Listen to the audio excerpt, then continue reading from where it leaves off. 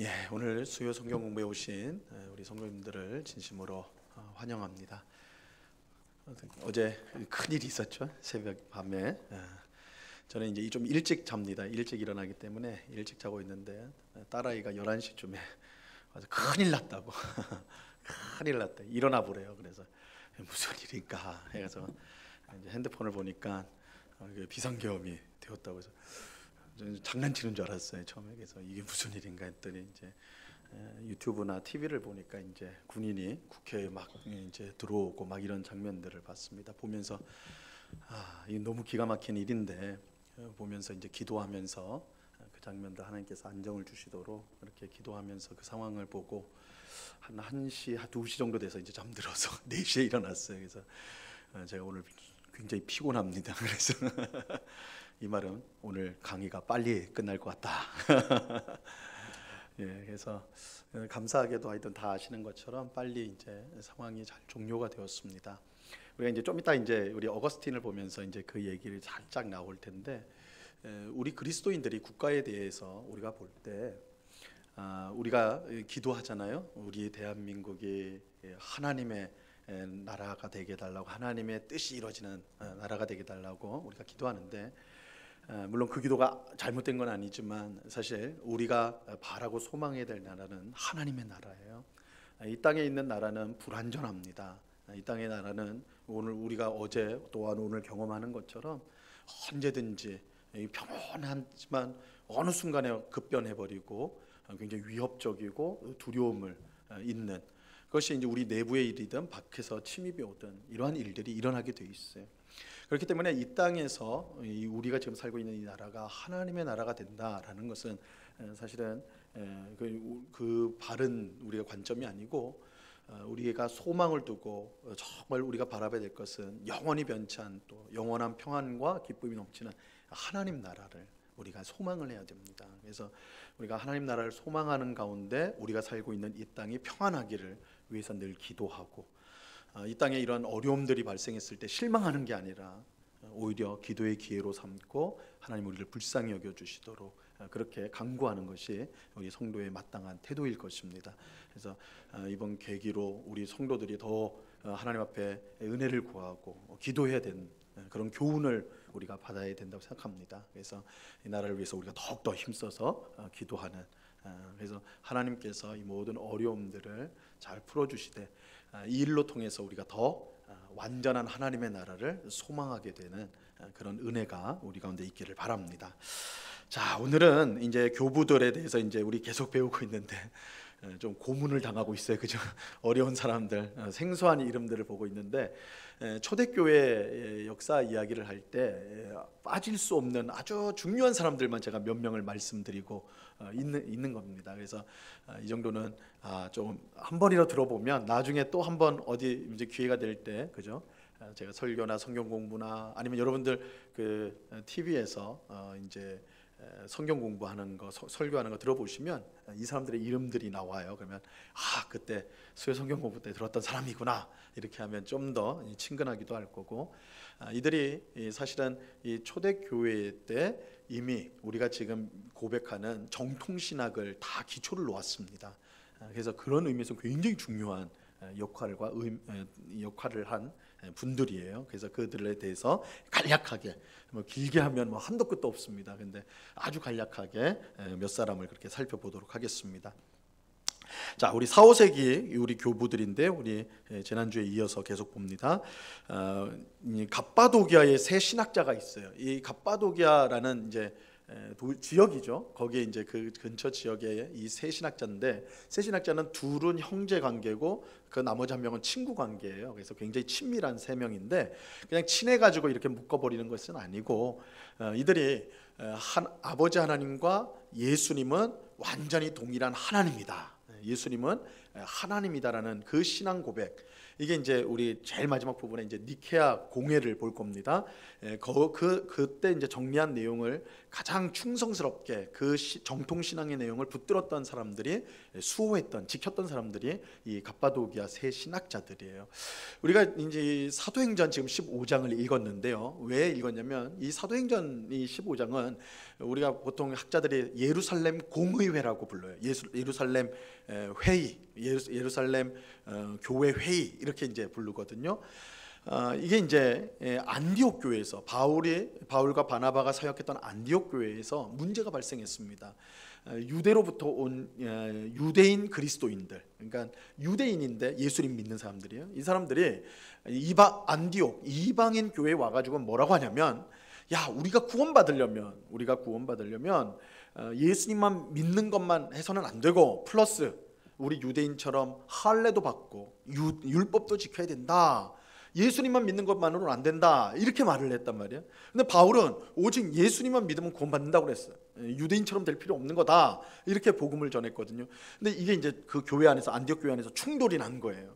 그래서 이걸 어떻게 하냐 그래가지고 안디옥 교회에서 바울과 바나바를 대표로 예루살렘 교회로 보내는 거예요. 이 문제를 해결하기 위해서. 그래서 우리의 구원이 오직 예수님을 믿음으로만이냐, 아니면 유대인처럼 할례와 율법을 지켜야 되느냐, 그리고 안식일도 지키고 뭐 이렇게 해야 되느냐, 이 문제를 다루게 되는 겁니다. 그래서 예루살렘에 그 문제를 가져와서 예루살렘의 사도들, 장로들, 그리고 바나바와 바울 이렇게 모여가지고 회의를 여는 거예요. 교회 간에 회의를 열고, 그때 이제 내용을 결정을 해요. 오직 예수 그리스도를 믿음으로 우리는 구원을 받는다. 그래서 이방인들에게 우리 유대인들이 가졌던 율법이나 할례나 이런 거 지워서는 안 된다. 이걸 이제 결정을 하게 됩니다. 그리고 그 결정 내용을 예루살렘 교회에서 이제 문서로 만들어 가지고 이방인 교회에 쫙 뿌려요. 이게 우리 결정 사항입니다. 여러분들 율법이나 할례를 받아야 된다고 하는 건 그거 잘못된 주장입니다. 예수 그리스도를 믿으시면 됩니다. 이렇게 이제 하는 겁니다. 이게 교회의 회의, 공회였어요. 공회. 이것이 이제 나중에 우리 볼 이제 니케아 공회는, 이거는 좀 더 큰 규모예요. 한 300명 정도가 각 지역의 감독들과 지도자들이 모여가지고, 신학자들이 모여서 하나님과 예수 그리스도 그리고 성령님까지 동일한 하나님이시다, 삼위일체시다, 이거를 이제 결정을 내리는 회의가 니케아 회의입니다. 니케아 회의인데, 이 회의에서 주도적인 큰 역할을 했던, 그리고 그 이후에 그 신앙을 잘 수호하고 지켰던 신학자들. 그래서 지난 시간에 우리 아타나시우스를 봤는데, 그 아타나시우스의 영향을 받아서 이 갑바도기아의 새 신학자들이 하나님과 예수님은, 아버지 하나님과 아들 예수님은 똑같이 하나님이시다, 삼위일체 하나님이시다, 이 신앙을 붙들었던 정통 신학자들로 이제 되는 겁니다. 그래서 이들의 중요성은 거기에 있는 거예요. 자, 먼저 바실리우스라는 사람을 한번 볼게요. 이 바실이라고도 부르고 바실리우스라도 부르고 이렇게 되는데요. 이 바실리우스의 할아버지는 순교자입니다. 순교자의 집안이에요. 그의 할머니 마크리나는 매우 경건한 신앙인이었습니다. 그래서 조모의 아주 귀한 신앙으로 이제 자랐죠.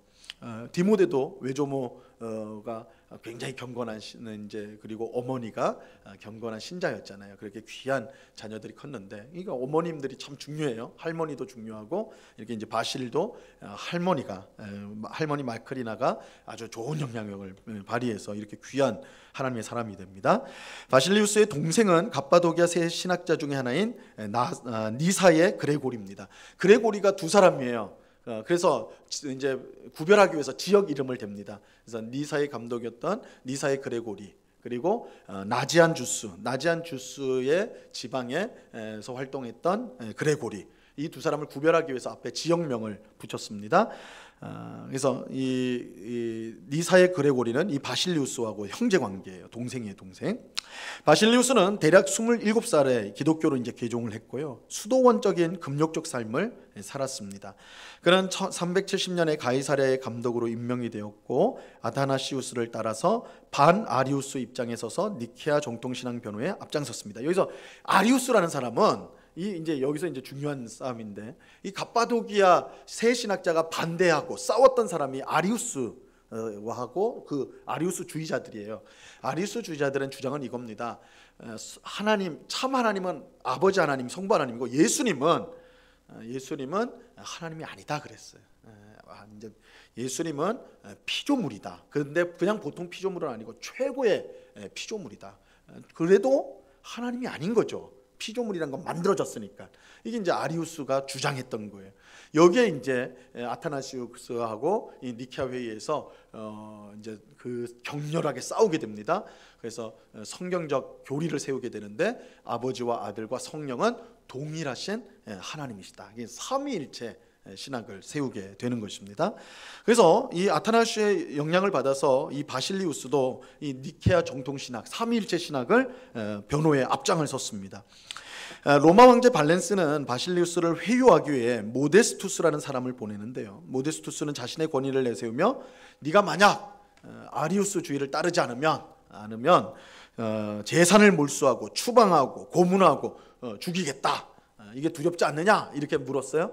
그럴 때 이제 바실리우스가 이렇게 대답을 했다고 그래요.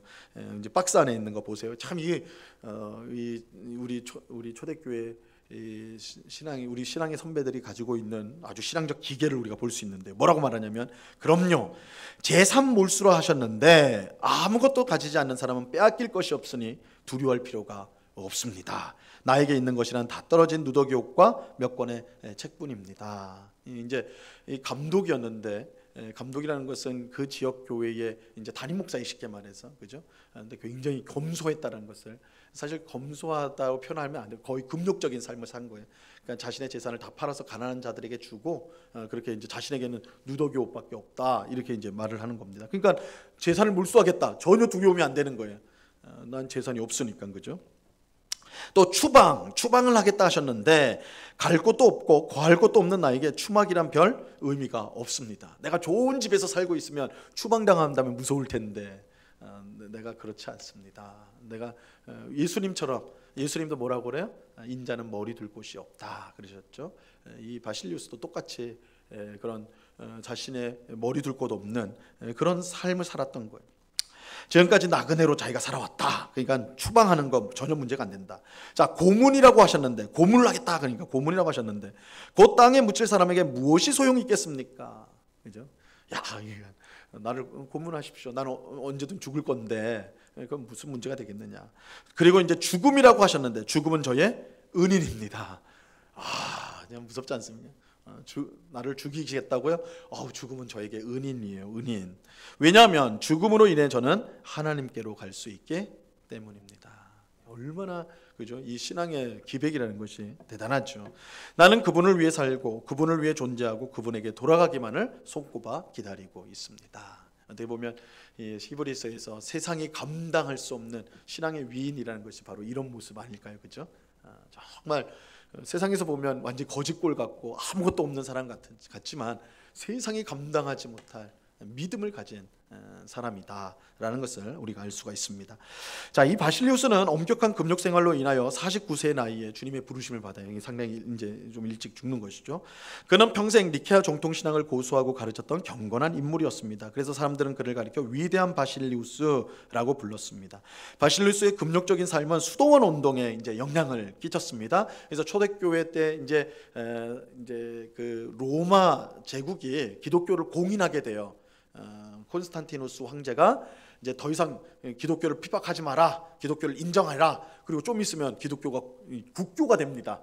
이제 로마의 국교가 되는데, 이 로마의 국교가 되니까 어떻게 되는 거예요?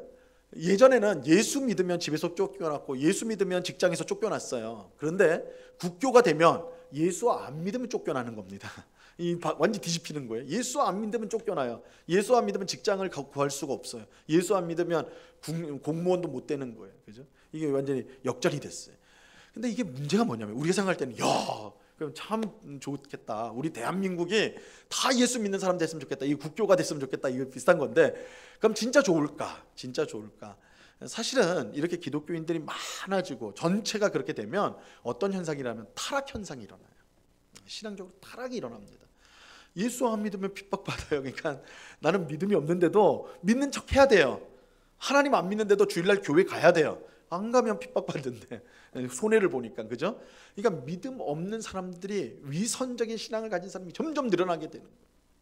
그리고 목사가 되고 이제 이 종교의 타락이라는 걸 할 때 그 현상 중에 하나가 종교가 부흥되고 그러면 어떤 현상이 일어나면 이 섬기는 이제 목회자들, 뭐 성직자, 목회자들이 타락하게 돼요.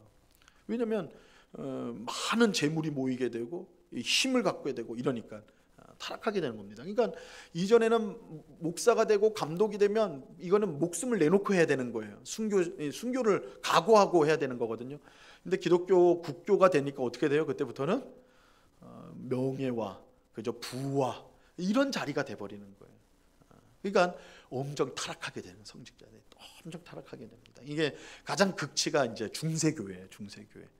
중세교회 가면 유럽에서 중세교회는요. 유럽 땅 전체의 3분의 1 이상을 교회가 가졌다고 그래요. 이거 어마어마한 부자예요. 지금 여러분들 이제 우리도 국립공원 그런데 좋은 산에 가면 꼭 뭐가 있어요? 좋은 자리에 뭐가 있죠? 절이 있죠. 절. 어떻게 이렇게 기가 막힌 자리에 절이 있을까? 그거는 이제 뭐 신라나 고려 때부터 이제 특히 고려 때부터 이 국교였잖아요. 불교가 그죠? 그러다 보니까 그때 좋은 자리는 절이 다 차지하는 거예요. 마찬가지로 이 중세 시대 때는 교회가 좋은 땅을 다 차지했어요. 다 차지해가지고. 그러니까 힘이 있는 거죠.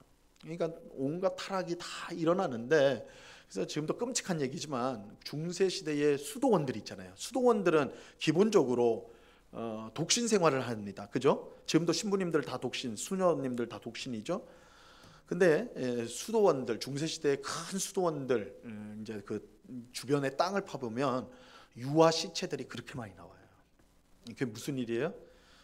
그러니까 사생아들이 태어나는 거예요. 그 사제들이 타락해가지고 그 수녀들이 해가지고 아이를 낳고는 키울 수 없으니까 낙태해가지고 죽이는데 그거 다 그 주변에 묻어놓고 이런 일들이 일어난다는 거예요. 기가 막힌 부패들이 일어나게 되는 거예요.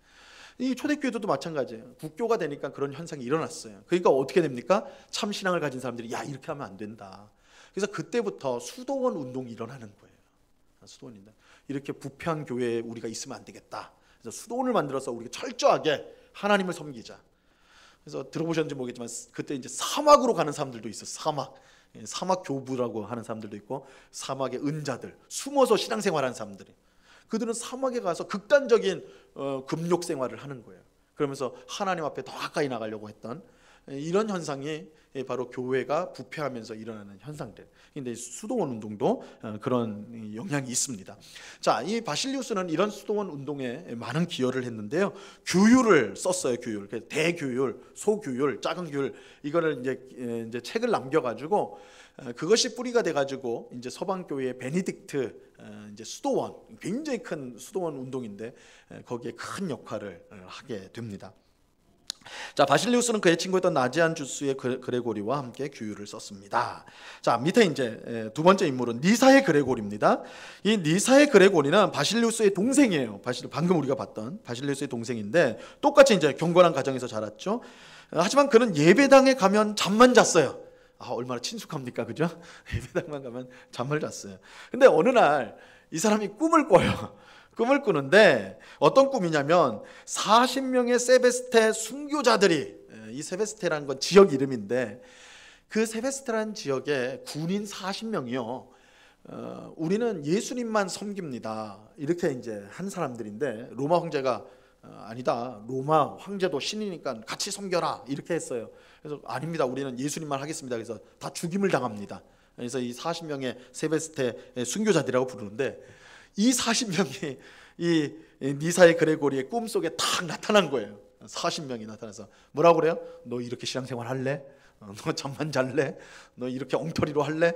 얼마나 무서웠겠어요. 한 명만 나타나도 무서울 텐데 40명이 나타나가지고 이랬으니까 순교자들이 나타나가지고 그랬으니까 그때 이제 정신을 차렸다고 그래요. 그래서 우리 성도님들도 꿈 얘기를 많이 하시는데 사실 이제 그 꿈에 대해서는 너무 그거를 가중치를 두시면 안 돼요. 근데 그럼에도 불구하고 하나님이 꿈을 사용하실 때가 또 있어요. 우리 교회 역사에 보면 이런 일도 있습니다. 그래서 이 니사의 그레고리는 그 꿈 때문에 정신을 바짝 차리고 내가 하나님 섬겨야 되겠다 이런 계기가 되었습니다. 자, 그는 형인 바실리우스와 함께 아리우스의 반대편에 서서 활동을 했습니다. 그레고는 니사의 감독이 되었습니다. 하지만 그 다음 페이지 보세요. 375년에 아리우스파에 의해 감독직에서 쫓겨나고 추방이 되었습니다.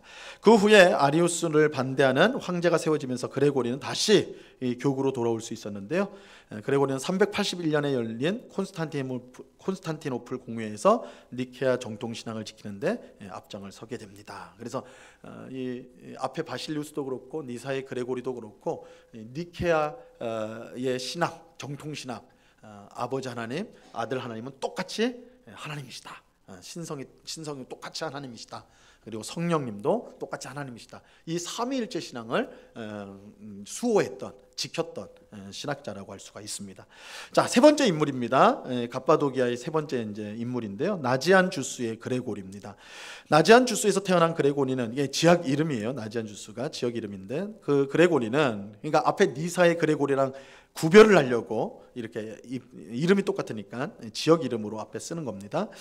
나지안 주스에서 태어난 그레고리는 그곳을 중심으로 니케아 정통신앙을 따라 삼위일체 정통신앙을 지키는데 평생을 바쳤습니다. 이 세 명 다 똑같아요, 그죠? 삼위일체 신앙을 지키는데 최선을 다했습니다.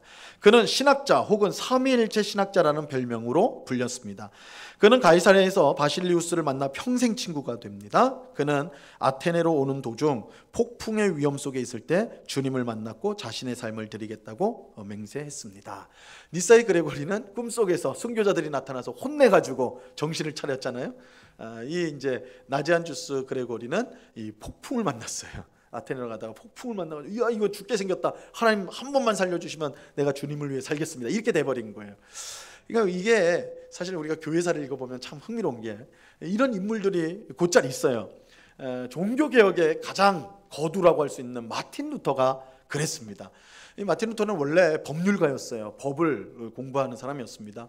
그런데 어느 날 비 오는 날 마차를 타고 가다가 번개가 그 마차를 때려버렸어요.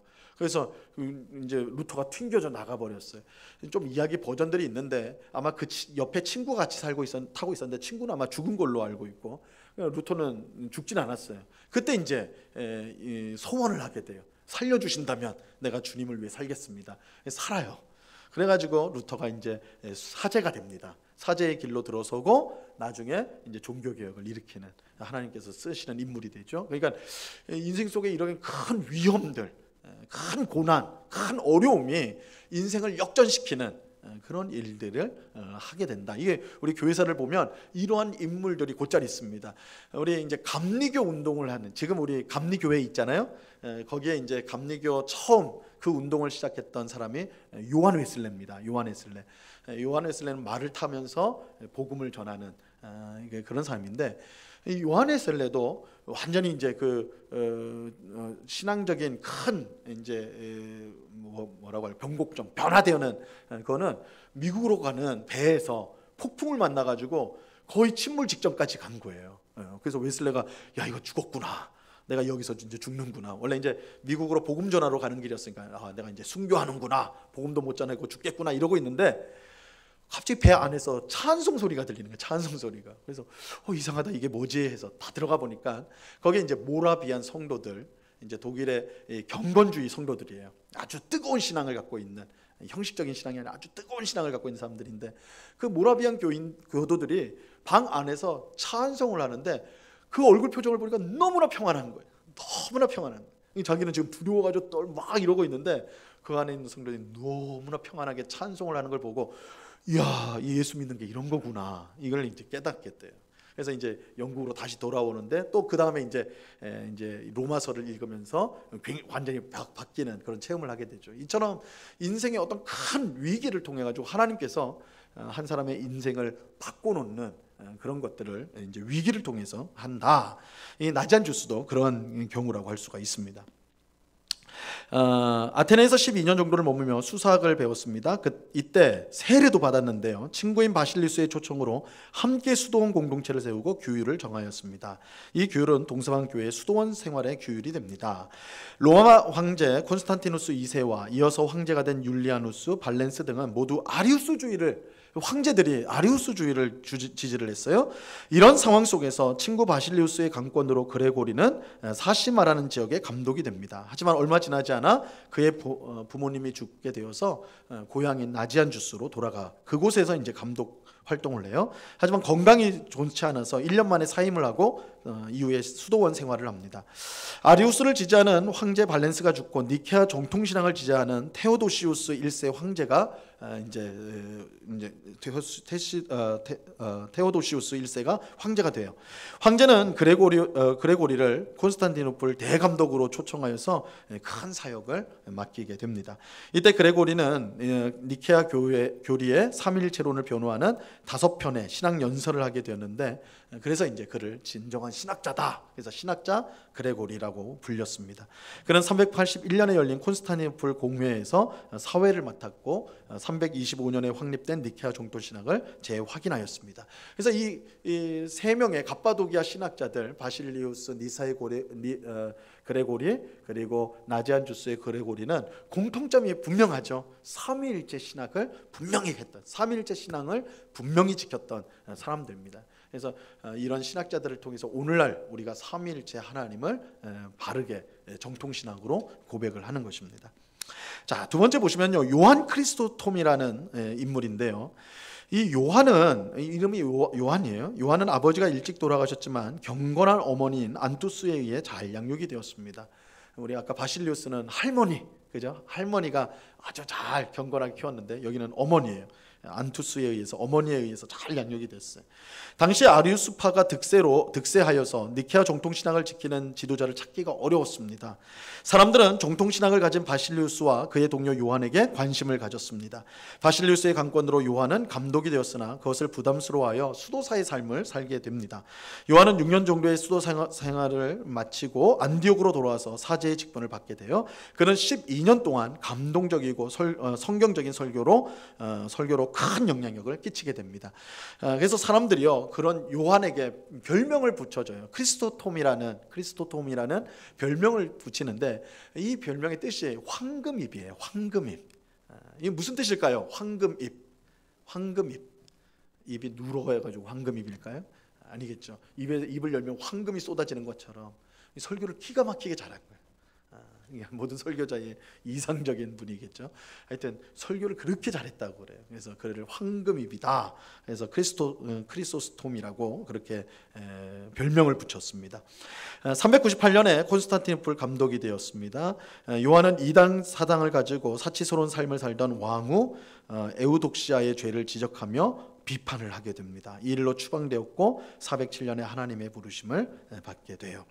그러니까 우리가 이제 분명히 이제 정치인이죠. 에우독시스는 황후니까 황제의 건데 그 사람은 정치고, 그죠? 요한은 설교자인데 왜 비난을 했는가라고 했을 때 성도로서의 잘못된, 그죠? 삶을 살았기 때문에 이단적인 사상을 가지고 사치로운 삶을 사는 황후에 대해서 그는 그것을 정확하게 말씀을 통해서 비판을 하였습니다. 그러나 이 권력자에게 비판할 때 그 결과는 참으로 참담하죠. 우리 성경에도 그런 인물이 있죠. 세례자 요한. 세례자 요한이 그렇죠. 세례자 요한이 헤롯 안디바를, 당시에 통치자였던 헤롯 안디바를 비판합니다. 헤롯 안디바를 왜 비판하냐면 멀쩡한 부인을 버리고요, 동생 부인을 뺏어 가지고 자기 부인을 삼아요. 헤로디아를 불삼습니다. 그것에 대해서 그에 합당하지 않다, 이렇게 이제 비판을 합니다. 세례자 요한이 어떻게 됐습니까? 감옥에 갇혔죠. 그리고 목이 잘리는 참수형을 당하게 되죠. 그래서 우리 이제 기독교 전통에서는 이처럼 우리가 이제 교회 안에서 하나님의 말씀을 전하지만 이 교회 밖의 세상 속에서도 하나님의 뜻과 일치되지는, 하나님의 뜻에 완전히 어긋나는 잘못된 것에 대해서는 분명히 그것을 꾸짖고 비판하는 그런 전통이 있습니다. 요한 크리스토톰도 그렇게 하다가 결국은 이제 그 핍박으로 말미암아 이제 죽게 되죠, 나중에. 자, 어거스틴입니다. 이 어거스틴은 굉장히 유명한 인물이에요. 제가 이제 막 설교하면서도 많이 인용을 하는 인물이에요. 은총의 박사라는 별명을 갖고 있는 어거스틴이라고도 부르지만 아우구스투스라고도 부릅니다. 자, 어거스틴은 서방 교회의 지도자이고 기독교의 가장 위대한 사상가로 인정을 받습니다. 그래서 로마 카톨릭 교회나 우리 개신교회나 똑같이 이 어거스틴을 존경하고 사랑하고 따릅니다. 그는 특히 인간의 전적 타락과 구원에 있어서 하나님의 은혜와 주권을 강조하였는데, 이거 어디서 많이 들어봤죠? 바로 우리 개신교 신학의 기초를 놓은 거예요. 그래서 종교 개혁자들이 바로 이 어거스틴의 신학 사상을 따릅니다. 재발견을 해가지고 따르게 되는 거예요. 자, 이런 어거스틴의 반대편에 넘어가시면요, 원죄를 부정하고 사람의 힘으로 구원을 받을 수 있다고 주장하는 펠라기우스라는 사람이 있었습니다. 그래서 어거스틴과 펠라기우스는 서로 논쟁을 했는데, 이것이요, 이제 400년대, 그러니까 5세기죠. 400년대 논쟁이지만 사실 오늘날까지도 똑같은 논쟁 내용이에요. 펠라기우스는 사람을 선하게 봤습니다. 그래서 사람은 원죄가 없이 태어나요. 백지로 태어나요. 백지로 태어나기 때문에 사람은 얼마든지 도덕적으로 살 수 있고 선하게 살 수 있고 공로를 쌓을 수가 있다. 그렇기 때문에 사람은 자기 힘으로 구원을 받을 수가 있다라고 주장한 게 펠라기우스입니다. 펠라기우스. 거기에 대해서 어거스틴은 아니다. 사람은 원죄를 갖고 태어나기 때문에 처음부터 죄 아래, 죄의 지배 아래 영적으로 죽은 존재다. 그렇기 때문에 인간은 절대로 스스로의 힘으로 구원을 받을 수 없고 외부에서 하나님의 은혜로만 구원을 받을 수 있다. 이게 어거스틴이에요. 그러니까 우리가 늘 듣는 설교가 바로 이 어거스틴이 주장했던 설교 다 그거죠. 우리는 아무것도 아니고, 우리는 공로도 없고 조건 자격도 없고, 우리는 망할 죄인이고 영적으로 죽은 자들이고, 하나님이 우리를 불쌍히 여기시고 은혜를 베풀어 주셔야지 우리가 구원을 받습니다. 이게 벌써 어거스틴이 이렇게 주장을 했던 것입니다. 당연히 이건 성경적 주장이고 성경에서 말씀하는 것을 하는 것이죠. 자, 어거스틴의 어머니가 유명해요. 모니카, 이름이 모니카인데요, 오랫동안 난폭한 남편을 참으며 섬김으로 끝내 세례를 받게 하였습니다. 이 모니카도 기도의 사람이고 인내의 사람이에요. 남편이 엄청 방탕하고 괴롭혔는데 그걸 끝끝내 인내하고 섬기는 가운데 결국은 이 남편이 세례를 받게 됩니다. 또 아들도 마찬가지예요. 어거스틴이요, 나중에 위대한 게 되는 거지 처음부터 그런 게 아니에요. 10대 때 20대까지는 굉장히 방탕한 생활을 합니다. 특히 이제 10대 때 그랬는데, 그런 어거스틴을 위해서 항상 기도했던 것이 어머니 모니카였어요. 어거스틴은 이런 어머니의 경건한 영향 아래 이제 자랐는데, 그럼에도 불구하고 10대 때 어거스틴은 세상의 쾌락에 젖어 살았습니다. 그는 이렇게 기도했다고 그래요. 이제 굴궁을 싫어했죠. 이 정죄가 아니라 절제예요. 절제와 정숙을 주시기를 원합니다만 아직은 아닙니다. 무슨 뜻이에요? 지금은 더 즐기고 싶다는 거예요. 하나님, 내가 정말 주님 앞에 거룩하게 살고 싶어요. 근데 지금은 아니에요. 지금은 아니고 나중에요. 그래서 제가 어떤 성도님 이제 신방을 갔는데 저한테 그렇게 물어보더라고요. 목사님 이렇게는 안 될까요? 제가 죽기 꼴딱하기 직전에 회개하고 그 전까지는 제 마음대로 살다가 죽기 직전에 꼴딱하기 전에 회개하면 안 될까요? 그렇게 물어보시더라고요. 제가 뭐라고 대답할게요? 자신 있으면 해보시오. 우리가 언제 꼴딱한 줄 알고. 그죠? 진짜 저한테 그렇게 물어보시더라고요. 그러니까 이 어거스틴이 그 마음이었던 거예요. 지금은 아니에요. 즐기고 싶다는 거예요. 10대 때 이 성적으로 특별히 이 어거스틴은 성적인 욕망이 컸는데 그것으로 굉장히 이제 힘든 시간을 보낸 게 어거스틴이거든요. 그러니까 절제할 수가 없는 거예요. 좋은 거예요. 그러니까 나중에 좀 그렇게 하면 안 될까요? 그렇게 할 정도로 그런.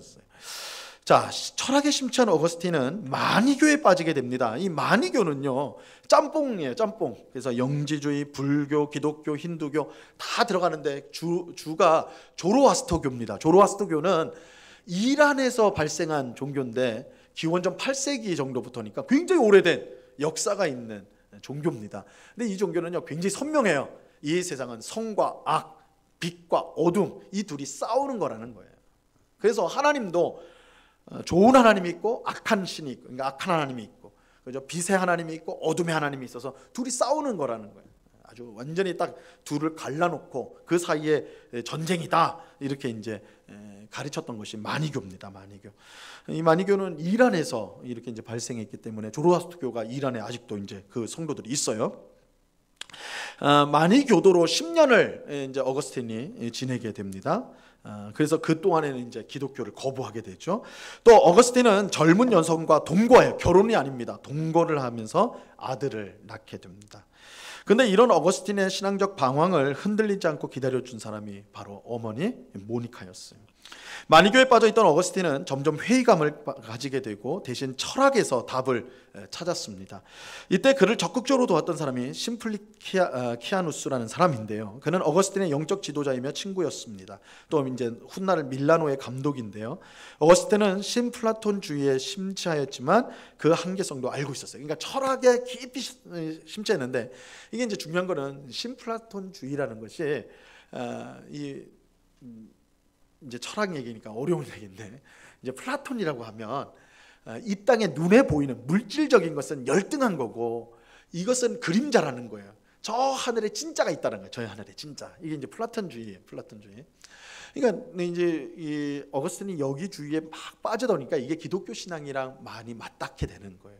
그래서 우리가 전에 봤던 교부들도 이 신플라톤주의, 이 철학을 가져와서 기독교를 설명했습니다.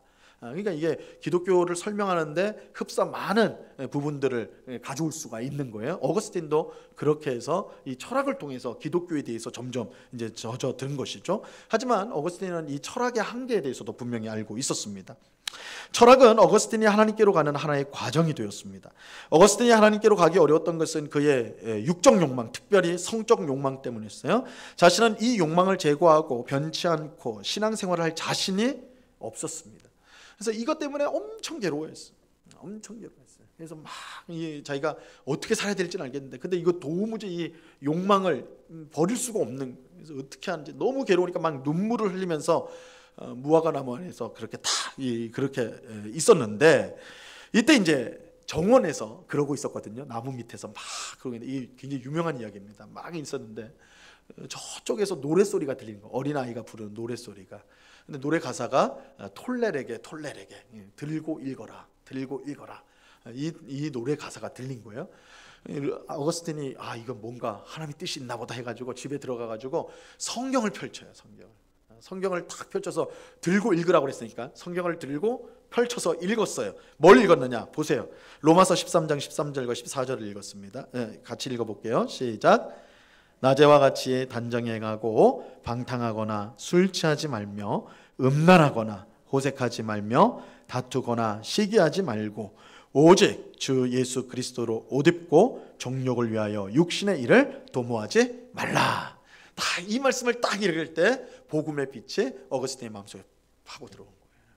이 말씀이 어거스틴에게 생명의 말씀, 복음으로 들어오게 된 것입니다. 그래서 이제 이전까지 있었던 모든 의심과 또한 불안함과 그런 걱정들을 다 이제 물리치게 됐어요. 어거스틴은 하나님께서 나를 변화시키심으로 세상에 어떤 것도 바라지 않게 되었다, 이렇게 고백했습니다. 어거스틴은 이 사실을 친구와 어머니에게 이제 전해주었고, 그 중에 어머니가 얼마나 기뻤겠어요, 그죠? 어머니 모니카가 엄청나게 기뻐했습니다. 그는 회심한 후에 수도원적인 삶을 살았는데 명성이 퍼지니까 사람들의 방해를 받지 않기 위해 히포라는 동네로 가게 됩니다. 그래서 사실은 히포의 어거스틴이라고 불러요. 여기서 40년 동안 목회를 하게 됩니다. 이 히포라는 곳에서 사제가 되고 감독이 되어서 40년 동안 목회를 하는데요. 그는 엄청난 책을 많이 지어냈습니다.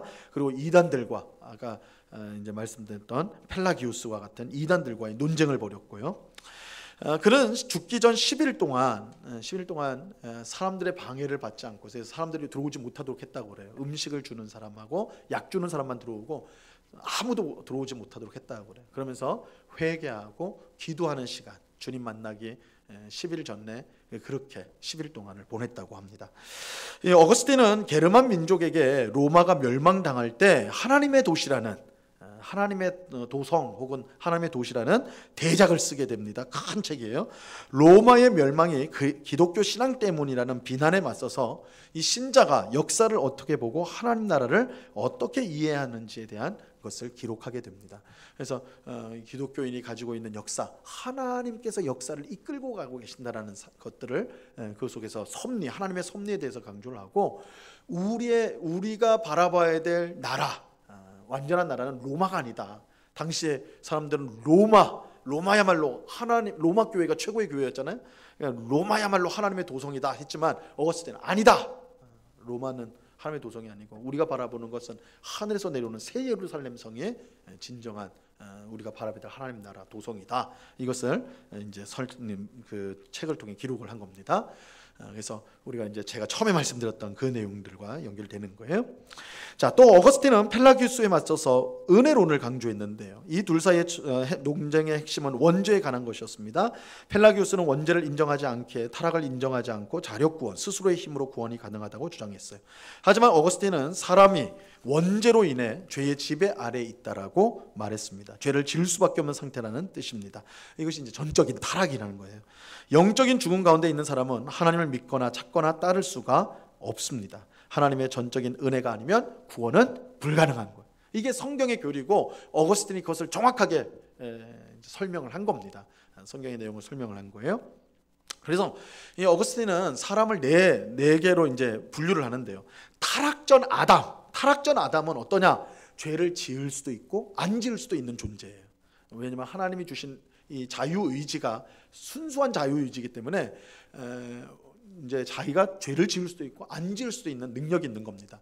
그런데 아담이 타락한 이후에, 죄를 지은 이후에 그 죄를 지은 아담과 그의 후손들은 죄를 지을 수밖에 없는 사람이 되는 거예요. 죄를 지을 수밖에. 그러니까 선을 행할 수가 없는 거예요. 다 뭘 하든 죄를 짓는 거예요. 이게 이제 두 번째. 그리고 세 번째 부류는 구원받은 성도. 구원받은 성도는 죄를 안 지을 수도 있고 죄를 지을 수도 있는, 왜냐하면 성령으로 말미암아 새로운 새 사람이 되었기 때문에 이제 의를 행할 수가 있는 거예요. 그러나 여전히 죄성을 따라서 죄를 지을 수도 있는 이 존재고, 마지막 네 번째 부류가 영화의 상태. 천국에 가면 우리가 죄를 지을 수 있을까요, 없을까요? 죄를 지을 수 없는 상태다. 그러니까 사실 이 상태는 우리가 알 수가 없어요. 왜냐하면 우리는 그런 상태를 경험도 못 해보고 생각도 못 하는. 그래서 우리가 천국에 가면 얼마나 좋을까를 생각할 때, 제가 이제 몇 번 말씀드린 적이 있는데, 우리는 천국이 좋다라는 걸 뭘로 계속 설명을 해요? 큰 자동차, 큰 아파트, 뭐 700층 아파트라고 누가 말을 하더라고. 하여튼 700층 아파트가 좋을까요? 엘리베이터 타고 올라오면 힘들 텐데. 하여튼 그런 걸로 설명을 해요. 그런데 그거는 이 땅에서 우리가 물질적인 관으로 천국을 생각하니까 그런 말이 나오는 거고, 천국이 정말 복된 이유는 우리 모두가 죄를 짓지 않기 때문입니다. 그러니까 우리가 서로를 사랑할 때, 저 사람이 날 진짜 사랑할까? 나는 저 사람 사랑하는데 저 사람 날 사랑할까? 우리 항상 거기에 걸려 있는 거 아니에요, 그죠? 난 저 사람 믿는데 저 사람 나를 믿는 건가? 저 사람 다른 꿍꿍이 없는 건가? 뒤돌아서면 날 욕하는 거 아닐까? 우리 항상 그렇잖아요. 스스로 우리가 지옥을 만드는 게 우리들이거든요. 천국은 그런 게 없는 거예요. 나타나는 말, 생각 그대로가 진실한 거예요. 사랑이 진실해요. 나눔이 진실해요. 품어주는 게 용서가 진실해요. 그러니까 다 진실한 거예요. 그러니까 거기서 오는 기쁨, 즐거움이라는 게 어떤 것일까? 사실은 우리가 감히 상상할 수 없을 정도로 복된 상태, 죄를 지을 수 없는 상태다. 이거 얼마나 이 천국이 복된 곳인가 이렇게 생각할 수가 있습니다. 자, 훗날 종교개혁자 루터와 칼빈은 이 어거스틴의 사상을 이어받아서 은혜 중심의 신학을 펼치게 됩니다. 그래서 솔라 그라티아 해가지고 오직 은혜. 이게 이제 어거스틴에게서 빚을 진 것입니다. 자, 이 니케아 공회에 대해서 잠시만 보면요, 이 계속 이제 우리 아까 갑바도기아 세 신학자들이 아리우스에 대해서 대항을 했다고 그랬잖아요. 이 아리우스는 아리우스주의의 창시자인데, 그는 예수님의 완전한 신성을 부정했어요. 그는 이렇게 말했습니다. 아들은 언제나 존재하지 않았다. 이 말은 뭐예요? 예수님이 없었을 때가 있다는 거예요. 이 말은 예수님은 하나님이 아니다는, 하나님은 언제나 계신 분이니까 예수님은 언제나 계시지 않았다 이렇게 주장을 했어요. 예수님은 피조물이다. 예수님의 피조물 중에 으뜸이나 피조물 같은 본성을 가진다. 이제 으뜸은 으뜸이에요. 최고의 피조물이에요. 그러나 피조물이에요. 아리우스는 성경에서 예수님을 하나님으로 묘사하는 말씀이 모두 실제로 그렇다는 뜻이 아니라 공경의 의미로 그렇게 표현한 것일 뿐이다. 예수님은 신이 아니다 이렇게 해버렸어요. 이에 아타나시우스라는, 우리 지난주에 봤는데, 아타나시우스는 두 가지, 이것도 저희가 이제 사실은 지난주에 봤던 내용이에요. 두 가지 내용으로 반박을 하는데, 만약 예수님이 피조물이라면 예수님은 구원자가 될 수 없다. 왜냐하면 피조물은 피조물을 구원할 수 없다. 하나님만이 우리 피조물을 구원할 수 있기 때문이다. 그렇기 때문에 기독교가 무너진다는 거예요. 예수님이 구원자가 아니니까. 아리우스회를 따르면 예수님은 구원자가 될 수 없고, 그럼 기독교는 무너진다. 두 번째는 초대교회는 처음부터 예수님을 하나님으로 숭배를 해왔어요. 예배를 했거든요.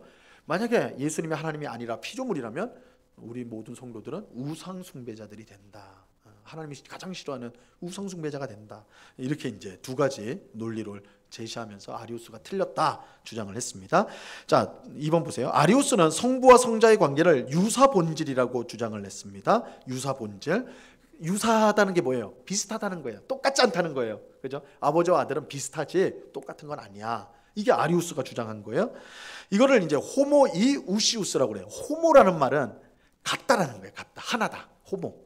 호모는 같다라는 거고, 우시오스라는 건 존재, 본질. 같은 존재라는 거예요. 근데 우시우스라고 했죠. 이가 붙었어요. 완전히 똑같지는 않다. 그러니까 이렇게 이제 주장을 한 겁니다. 대신에 이제 아타나시우스는 동일 본질이라고 주장했는데, 호모우시우스 똑같다. 존재가 똑같다. 그래서 호모우시우스. 그래서 이라는 단어 하나 때문에 이게 완전히 갈라지는 거예요.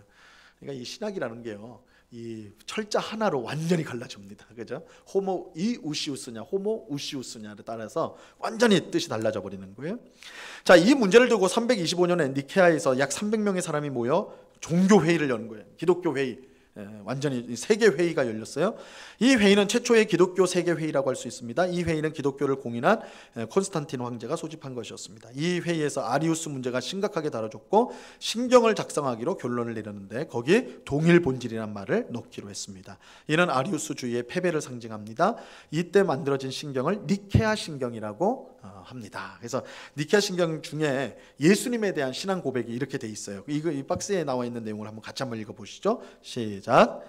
또한 우리는 주 예수 그리스도를 믿으니 하나님의 아들이시요 성부의 본질로서 비롯된 하나님의 독생자이며 하나님의 하나님이시요 빛 중에 빛이시요 진정한 하나님 중에 진정한 하나님이시니 그는 창조되지 않고 성부와 동일 본질로서 잉태되셨으니. 그죠? 동일 본질이란 말이 나오죠. 이게 이제 니케아 신경인데 우리는 사도신경밖에 몰라요. 그죠?